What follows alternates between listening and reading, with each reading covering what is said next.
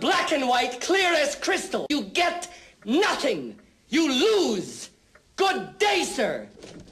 What is going on, you guys? Miss Lepar here. I don't usually do these article kind of videos, but you know, I thought I would do it. So I've been reading tons of news on this story, and yeah, it just seems like more and more I research it, the more I'm gonna start pointing fingers at Disney here, because it just seems like Disney, no joke, just like they wanted 15. Okay, so if we actually read this, it says some people are familiar with the situation, had described the clash as more of a financial situation. Disney has been requesting a 50% share of profits in the films going forward. So the original agreement with Sony and Marvel Studios and stuff, was that Disney gets 5% of the box office revenue.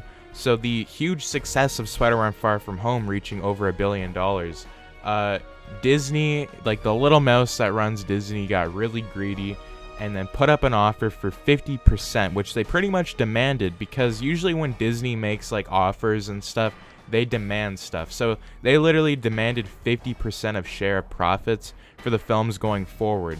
So like, I think it's just crazy, because like literally, like if you think of it like this, Disney itself has millions and millions of dollars coming in right now, because they made Avengers Endgame, which was $1 billion movie.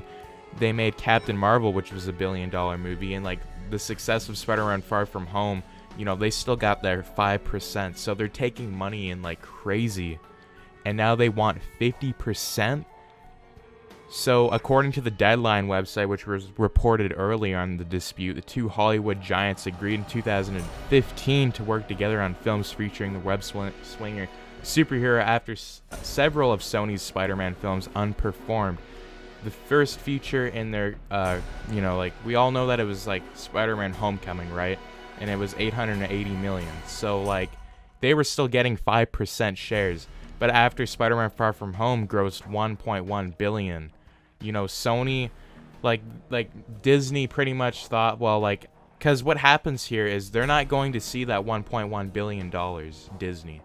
So Sony thought, well, you know, we're going to still continue this. And Disney said, no, we want 50%. So, like, they want 50% of the next films, which do makes, like, it kind of makes sense that Disney would want something, like, you know, because they're really greedy people.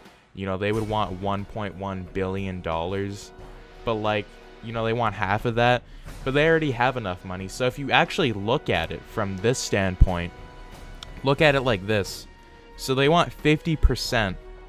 But even though they already have tons of money coming in, even from Star Wars, all these other stuff, and then they want even more money. And then, you know, it's actually a really good decision that Sony didn't do this, because, you know, Sony themselves, like, why would they do that? That's a bad deal. 50%? 50%.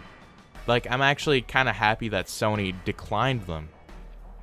You know, like, they did say that they hoped that they, you know, reach for an agreement later on, but, like, fans are now speculating that they might reboot Spider-Man Saga again and, like, partnering ways in Disney, but Sony is expected to continue with the series.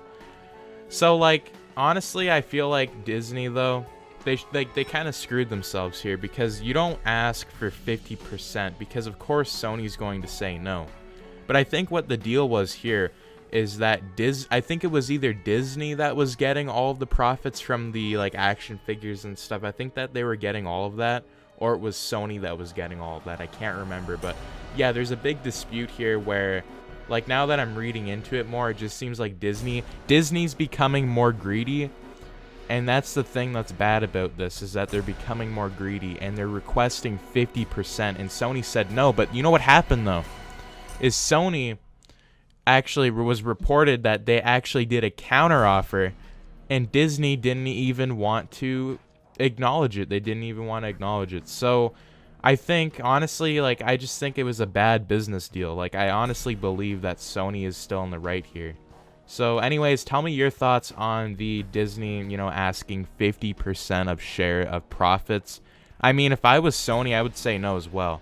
You know, because I think what they had, like the 5% deal going forward, yeah, maybe they could bring it up to maybe like 10-15% or something, but like 50%'s a lot. And you know, Sony tried to negotiate and Disney just said no, we're not negotiating. So anyways, I will have links provided so you can read all this information. We'll have multiple articles because this is just one article that I've been looking at. But yeah, I just find this, you know, like Kevin Feige's already like has his hands with X-Men, Fantastic Four, and etc. and all these different properties. So like it's really difficult for him to do this now. And apparently they don't allow, like it says we do not, like it says do not allow time for him to work on an IP they don't own, Sony said. So like since Marvel Studios doesn't own Sony, they can't work on Spider-Man movies. So I don't know, like it's the situation, it just keeps going. It just keeps going. Now people are saying that they're going to boycott Spider-Man PS4. I think they're just delusional people. I honestly think, like, you know, that's just so stupid. But anyways, tell me in the comments down below. As always, make sure to subscribe, like, share, and turn your notifications on so you and your friends stay all up to date with the latest content. Who are you siding with? Are you siding with Sony or the greedy people at Disney? I mean, for me, like, if you comment, like, honestly, I think I might side with Sony on this, but, like, if they reboot it, I don't know. Like, I don't know. Don't hurt me. Just give me a chance. Just give me a chance! What about my uncle? Did you give him a chance? Did you?